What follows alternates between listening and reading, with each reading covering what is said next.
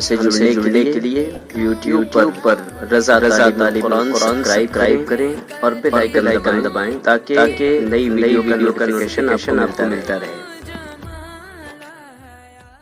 ہوتا ہے یعنی کہ رب تبارک و تعالیٰ کے ڈسپلن میں امت محمدیہ کے لیے جو قانون لاگو کیا گیا ہے، اس قانون لاگو کرنے میں رب تبارک و تعالیٰ نے بندے مومن کے لیے اور اسلام کے فالوور کو، اسلام لانے والوں کے لیے جو طریقہ متعین کیا ہے اور جو اسلام کا رکن ہے، اسلام کا رکن کہتے ہیں اس کے پائے کو، اس کے ستون کو، وہ 5 چیزوں پر منحصر ہے۔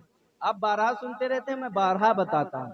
وجہ اس کی یہ ہے کہ آپ جب تک ان چیزوں کو سیکھ نہیں جائیں گے تب تک بتاتا ہی نہیں۔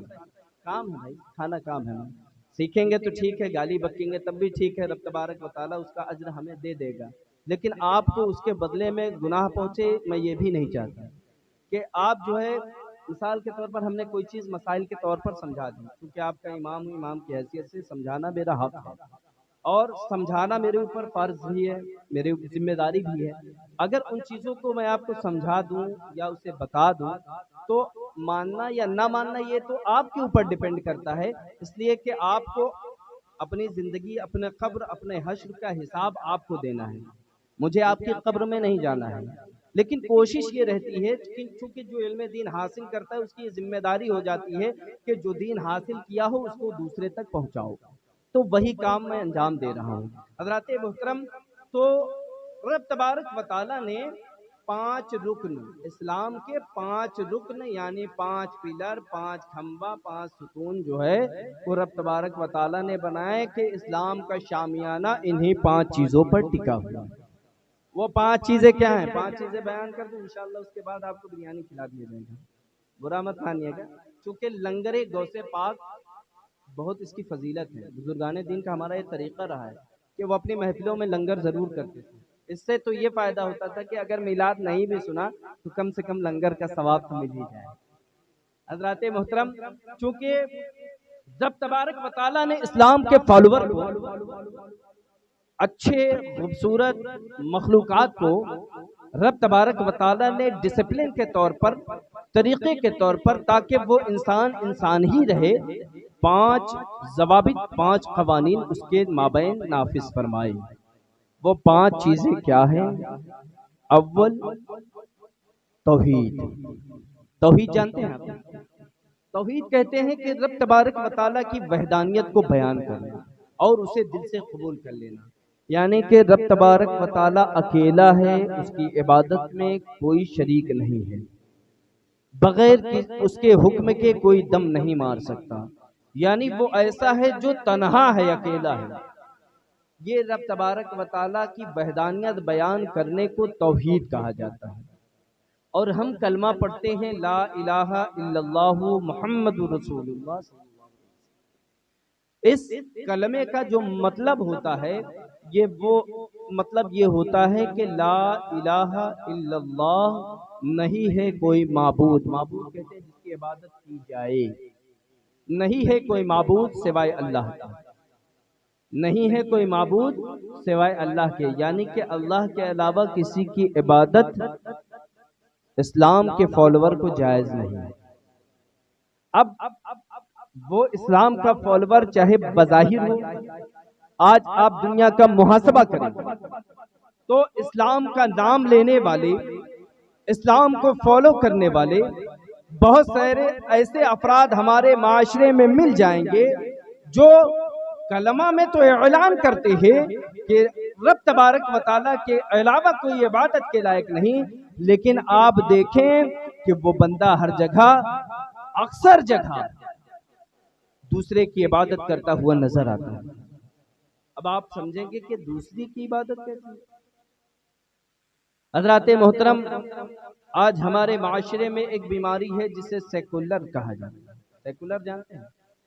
سیکولر یکساں، ایک جیسا، ایک لیبل پہ، ایک پلیٹ فارم پر، سمجھ میں آتا ہے؟ جب انسان کو رب تبارک و تعالیٰ نے ایک جیسا بنایا ہی نہیں، اب اگر کوئی زبردستی کرے گا تو ایسا ہو سکتا ہے؟ جیسے 5 انگلیاں آپ کے ہاتھ میں ہیں، पांचों बराबर नहीं है ना। जिस तरह से तमाम मखलूक बराबर नहीं है, उसमें भी कोई ओहदे में बहुत बड़ा है, कोई ओहदे में कम है, कोई काला है, कोई गोरा है, डिफरेंट डिफरेंट क्वालिटी के लोग और मज़ाहिब भी मौजूद हैं। हज़रात मोहतरम, तो जिस तरह से सेकुलर का नारा दिया जाता है, सेकुलर का नारा असल में इस्लाम की जड़ में मट्ठा डालने का काम किया है। आप मट्ठा को और जड़ को अच्छी तरह से आप जानते हैं, इसलिए कि दिही इलाके में रहते हैं, आपको इससे अच्छी वाक़ियत होगी कि जड़ में मट्ठा डालने से क्या हो जाता है। जानते हैं ना क्या हो जाता है? खराब हो जाता है। तो ये एक साजिश के तहत सेकुलर का नारा देकर, ये एक साजिश के तहत इस्लाम के फॉलोअर को गुमराह किया गया है कि सेकुलर हो तो सेकुलर की तरह काम करो, यानी हम जो करते हैं वो तुम भी करो, हम जो खाते हैं वो तुम खाओ, जो हम पहनते हैं वो तुम पहनो, जैसे हम नाचते हैं वैसे तुम नाचो, जैसे हम कूदते हैं वैसे तुम कूदो, जैसे हम हराम खाते हैं तुम भी हराम खाओ, जैसे हम ज़िना करते हैं तुम भी ज़िना करो, जैसे हम फाहिश कलामी करते हैं वैसे तुम भी फाहिश कलामी करो, जैसे हम बुराई करते हैं वैसे तुम भी बुराई करो।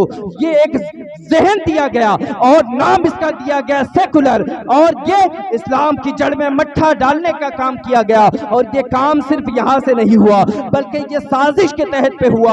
और ये साजिशें कैसी हुई, आप जिस मुल्क में रहते हैं आप जानते हैं, इस मुल्क की सरजमीन पर हमारे असलाफ इकराम ने कितनी ज्यादा कुर्बानियां दी है, तब यहाँ पर दीन इस्लाम के फॉलोअर आपके सामने मौजूद हैं। आप जानते हैं कि इसी जमीन पर हमारे असलाफ इकराम ने कैसी जिंदगी गुजारी है, और ऐसी जिंदगी गुजारी है कि तमाम दुनिया भर के दुनियादार के मजबूत से मजबूत, ताकतवर से ताकतवर जमात को हमारे असलाफ इकराम ने ऐसे दांत खट्टे कर दिए हैं। इसलिए कर दिए हैं क्योंकि उनके पास रब तबारक व तआला की खुदादाद ताकत मौजूद रही है। उसकी वजह यह है कि वो अगर डरते थे तो रब तबारक व तआला से डरते थे, खौफ रखते थे तो रब तबारक व तआला से रखते थे, शर्म रखते थे तो रब तबारक व तआला से रखते थे, हया रखते थे तो रब तबारक व तआला से रखते थे। और जब इतना रखते थे तभी उनको सरकारे गरीब नवाज के नाम से जाना। नारे तकबीर, नारे तकबीर, नारे रिसालत, नारे रिसालत, मसलके आला हजरत, मसलके आला हजरत, जश्न ईद मिलादुन नबी, जश्न गौसुल वरा, जश्न गौसुल वरा, नारे तकबीर, नारे रिसालत।